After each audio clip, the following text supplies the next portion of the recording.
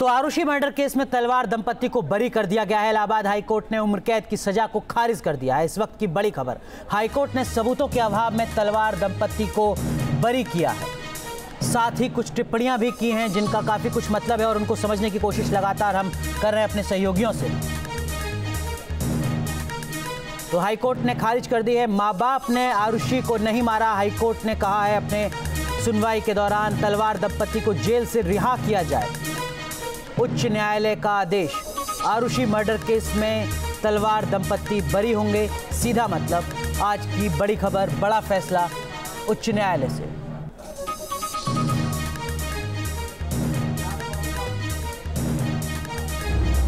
तो जज ने जांच में खामियां पाई हैं, ढेरों कमियां नजर आई जज को। इस पूरे मामले में संदेह का लाभ देकर बरी किया गया। आरुषि केस में आरुषि के माता पिता को मां बाप ने बेटी को नहीं मारा, ये अदालत ने साफ किया। सुनवाई के दौरान कोर्ट ने जांच पर सवाल उठाया है जो सीबीआई जांच कर रही थी। सीबीआई के हत्या के आरोपों को गलत माना है।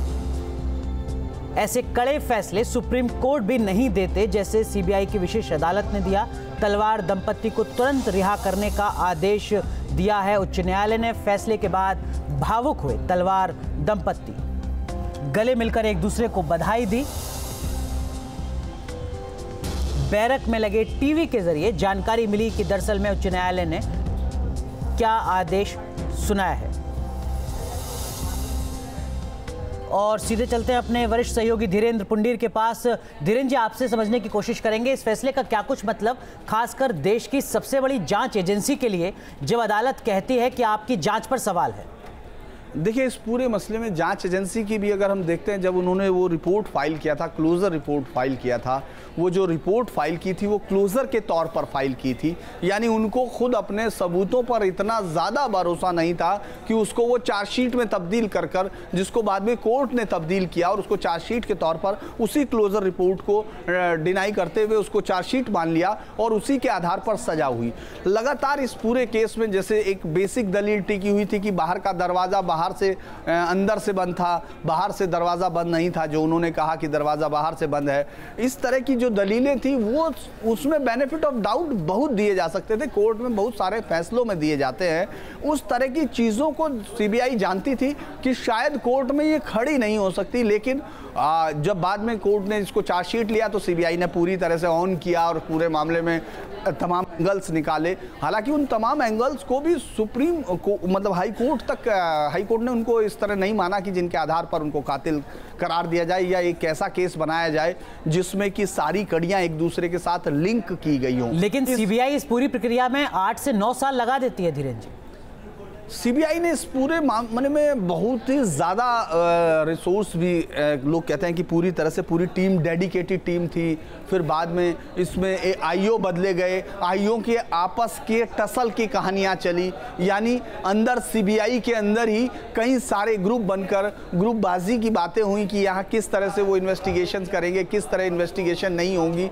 और काफ़ी कुछ उस दौरान जो चर्चाओं में आया कि सीबीआई में किस तरह से इस जो पहले आईओ हैं वो दूसरे आईओ से, क्योंकि इसमें अरुण कुमार भी जांच करता थे जिन्होंने बाद में उनको मदर फादर को छोड़ के जो बाकी 3 नौकर थे उनको एक्यूज के तौर पर पकड़ा। इसके बाद फिर वापस कॉल साहब जो आईओ हुए उन्होंने फिर किया। तो सीबीआई खुद कहीं उलझती रही इस पूरे मामले में, मामले को सुलझाने की बजाय। लेकिन फैसले के बाद वकीलों का क्या कुछ कहना है? न्यायालय के द्वारा बरी कर दिया गया है और उनमें अब जो है बिल्कुल वो लोग खुश हैं, संतुष्ट हैं। उनका कहना है कि भाई हमको अब इंसाफ मिला। ये कोर्ट ऑर्डर के हिसाब से कब तक उनको रिहाई होगी, क्या होगा, कब तक आप तक ऑर्डर पहुंचेगा? देखिए, अब ये माननीय उच्च न्यायालय का फैसला कब तक हम तक पहुंचेगा इस बारे में तो हम कुछ नहीं कह सकते। लेकिन जैसे ही फैसले की काफ़ी ड्यू कोर्स में हमारे पास पहुँचेगी, माननीय उच्च न्यायालय के आदेश का तत्काल अनुपालन सुनिश्चित किया जाएगा। सबका ध्यान इसी पर था कि कोर्ट का जब ऑर्डर आया, अंदर उन दोनों की क्या गतिविधि थी, किस तरीके से थे? जब देखिए, उनकी गतिविधि सामान्य थी। उन्होंने आने दिनों की तरह जो है उन्होंने नाश्ता किया, सब कुछ किया। और थोड़ी बहुत एंजाइटी, चूँकि बड़ा दिन था, फैसले का दिन था, तो थोड़ा बहुत तनाव होना स्वाभाविक है। वो तनाव उन पर भी था, लेकिन फैसला आने के बाद वो उस तनाव से बिल्कुल मुक्त हो चुके हैं। तबीयत के लिहाज से बताया जाए तो दोनों फिट हैं क्या? हाँ, बिल्कुल ठीक है, स्वस्थ हैं बिल्कुल। किस थैंक यू।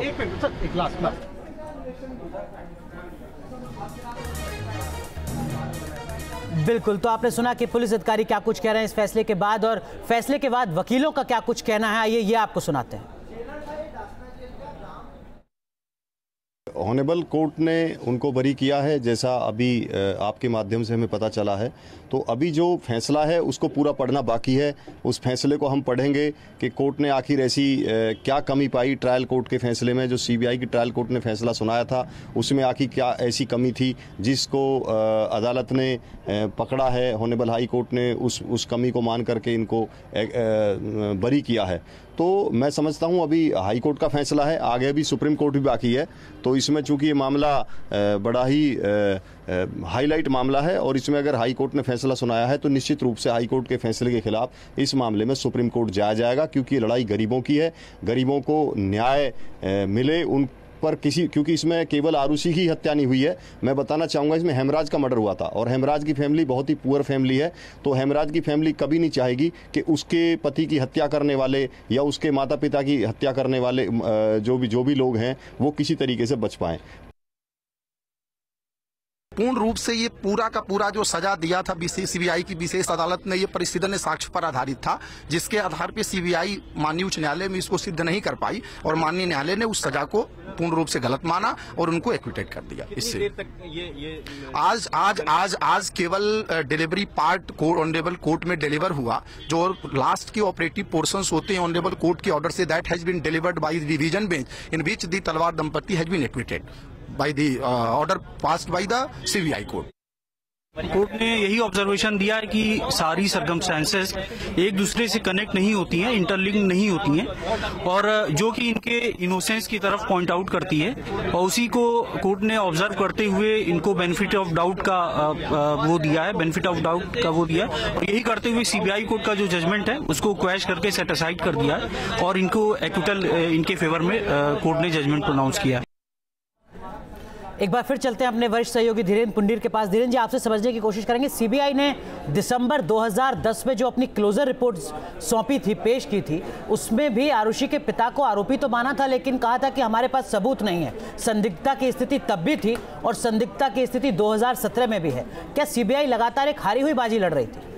देखिए, इसमें बहुत सारे केस थे जिनको सीबीआई भी नहीं खोल पाई थी। मुझे याद है एक सुबह जो पहला कॉल था, जो सुबह एक कॉल जो सेक्टर वहीं से, मतलब जिस सेक्टर उसमें जलवायु विहार के सामने जिस तरह का एक फ़ोन पीसीओ बूथ था, वहाँ से एक कॉल गया था जिसको कॉल ट्रैक किया गया था।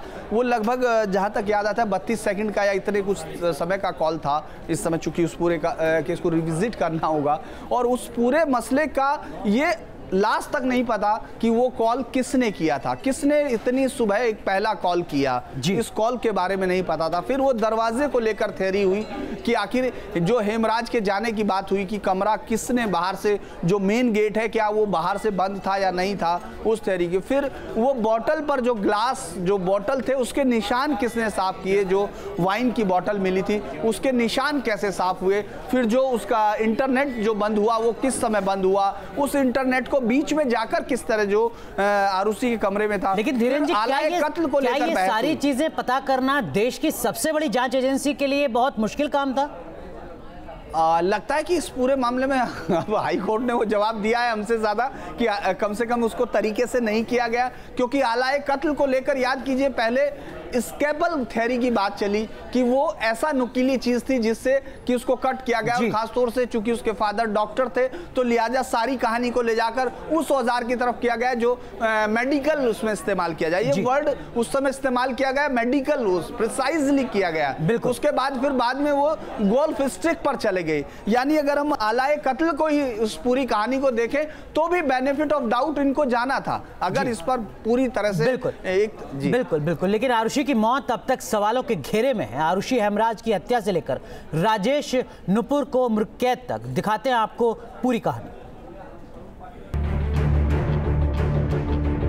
जलवायु विहार, नोएडा, फ्लैट नंबर L32। यहीं से शुरू हुई देश की सबसे बड़ी मर्डर मिस्ट्री, जो साल दर साल सुलझने की बजाय और उलझती चली गई। वो रात थी 15-16 मई 2008 की, जब घर में डॉक्टर राजेश तलवार की बेटी आरुषि की हत्या हो गई।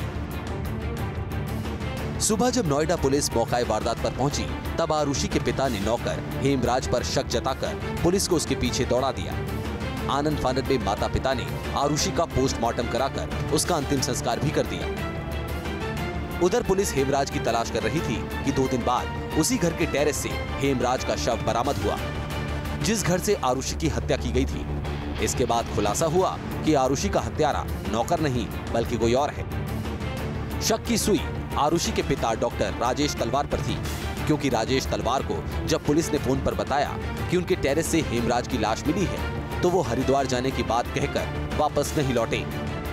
पेशे से डॉक्टर राजेश तलवार और नुपुर तलवार पर नोएडा पुलिस ने शिकंजा कसना शुरू कर दिया, क्योंकि शुरुआती जांच में इन दोनों पर जांच टीम को भटकाने और सबूतों को मिटाने के आरोप लगे। इसके बाद 23 मई 2008 को पुलिस ने आरुषि के पिता राजेश तलवार को गिरफ्तार कर लिया। 24 मई 2008 को यूपी पुलिस ने राजेश तलवार को आरुषि हेमराज मर्डर केस में मुख्य अभियुक्त माना। ये पुलिस अपनी थ्योरी अलग रखती है, तलवार दंपति अपनी थ्योरी अलग रखते हैं, लेकिन हम जो अपनी थ्योरी रखते हैं उसमें कहीं भी कोई खोट नहीं है, पूरी सच्चाई पर हमारी थ्योरी है। पुलिस का शक इसलिए भी गहरा गया था कि घर में 2 कत्ल हुए, लेकिन आरुषि के माता पिता को क्यों कानो कान खबर तक नहीं लगी। पुलिस की जांच में सामने आ चुका था कि हत्यारा कोई बाहरी नहीं बल्कि घर के अंदर ही मौजूद था, क्योंकि हत्या के वक्त आरुषि के माता पिता घर में ही थे, लेकिन तलवार दंपति खुद को पाक साफ बताते रहे। ऐसे में सवाल खड़े होने लगे कि आखिर आरुषि हेमराज का कातिल कोई और तो नहीं। 29 मई 2008 को इस केस में नया मोड़ तब आया जब तत्कालीन यूपी सरकार ने इस डबल मर्डर केस की सीबीआई जांच की सिफारिश की। इसके बाद 12 जुलाई 2008 को सबूतों के अभाव में राजेश तलवार को रिहा कर दिया गया और शक की सुई पूर्व नौकरों पर जा टिकी। सीबीआई ने राजेश तलवार के कंपाउंडर और पूर्व नौकरों को गिरफ्तार किया, लेकिन बाद में सबूतों के अभाव में इन नौकरों को भी छोड़ दिया गया। गाजियाबाद कोर्ट ने जो कन्विक्शन जो इनका किया था, वो कोई रीजनेबल माइंड अगर देखें तो वो कन्विक्शन में बहुत ज्यादा कमी है, बहुत फ्लॉज है। सीबीआई की पहली टीम इस डबल मर्डर के हत्यारे को ढूंढ नहीं पाई। कोर्ट के दखल के बाद सीबीआई की दूसरी टीम ने नए सिरे से जांच शुरू की, जिसके बाद तलवार दंपति पर शिकंजा कसता चला गया। 25 नवंबर 2013 को नुपुर और राजेश तलवार को अपनी बेटी आरुषि और नौकर हेमराज की हत्या का दोषी करार दिया गया और 26 नवंबर 2013 को नुपुर और राजेश तलवार को उम्र कैद की सजा सुना दी गई। Team news nation. और सीधे चलते हैं इलाहाबाद, जहां हाईकोर्ट के फैसले के बाद वकील क्या कुछ कह रहे हैं, सुनाते हैं आपको। सजा दी गई, ये लोग दोषी नहीं थे, केवल इस आधार पे कि ये लोग घर में रात में मौजूद थे माता पिता के रूप में, इसलिए इन्हें सजा करना पूरा इनके साथ अन्याय करना है। आप थोड़ा पीछे हो जाइए, थोड़ा सा हम सबसे बात करेंगे, हुजूर सबसे बात करेंगे, आप थोड़ा सा please maintain some discipline please. आप प्रेस कॉन्फ्रेंस आप पीछे चलिए। मैं ओहो नहीं यार, ओहो तनवीर आप चले पीछे, मैं सबसे बात करूंगा। आप कोर्ट का क्या ऑब्जर्वेशन क्या था? कोर्ट का आप ओहो प्लीज कोर्ट का ऑब्जर्वेशन क्या था? तो हाईकोर्ट से बड़ा फैसला आया है आरुषि हेमराज हत्याकांड के मामले में, जिसमें कहा है कि तलवार दंपति ने आरुषि की हत्या नहीं की है। 10 बड़ी बातें हम आपको बताते हैं। जज ने जांच में खामियां पाई हैं जो सीबीआई ने जांच की थी। संदेह का लाभ देकर बरी किया गया है तलवार दंपति को आज, और माँ बाप ने बेटी को नहीं मारा है, यह हाईकोर्ट ने साफ साफ कहा है अपने फैसले में। कोर्ट ने जांच पर सवाल उठाया है, जो जांच 8-9 साल तक लगातार चलती रही। कहा कि सीबीआई के हत्या के आरोप गलत है, ऐसे कड़े फैसले सुप्रीम कोर्ट भी नहीं देता, ये हाईकोर्ट की टिप्पणी है। तलवार दंपति को तुरंत रिहा करने का आदेश दिया गया है, आदेश का पालन शुरू हो चुका है। फैसले के बाद भावुक हुए तलवार दंपति, लंबे समय से उनका तर्क था, गले मिलकर एक दूसरे को बधाई दी और बैरक में टेलीविजन के जरिए उन्हें ये जानकारी मिली। तो ये 10 बड़ी बातें हैं हाईकोर्ट के आज के इस फैसले से जुड़ी। किस तरीके से क्या कुछ हुआ ये समझना भी बहुत ज़रूरी है आपके लिए। साल 2008 में आरुषि जब 14 साल की थी तब उसकी हत्या हुई थी। आरुषि और हेमराज की हत्या हुई थी 15 और 16 मई 2008 2008 को, आज से 9 साल पहले 17 मई को छत पर नौकर हेमराज की लाश मिली। डॉक्टर राजेश तलवार को गिरफ्तार किया गया 23 मई 2008 को। उसके बाद 27 मई को जांच सीबीआई को सौंप दी गई। सबूतों के अभाव में 12 जुलाई को 2008 में ही राजेश तलवार को रिहा कर दिया गया। सीबीआई की दूसरी टीम ने जांच की शुरुआत की सितंबर 2009 से, लेकिन दिसंबर 2010 में सीबीआई ने अदालत को अपनी क्लोजर रिपोर्ट सौंपी। नुपुर तलवार को गिरफ्तार किया गया 2 साल बाद 30 अप्रैल 2012 को। इसके बाद नवंबर 2013 में नुपुर और राजेश तलवार दोनों को दोषी करार दिया गया और नवंबर में ही उम्र कैद की सजा सुनाई गई। और उत्तर प्रदेश के पुलिस के पूर्व डीजीपी विक्रम सिंह क्या कुछ कह रहे हैं इस फैसले के बाद, सुनवाते हैं आपको।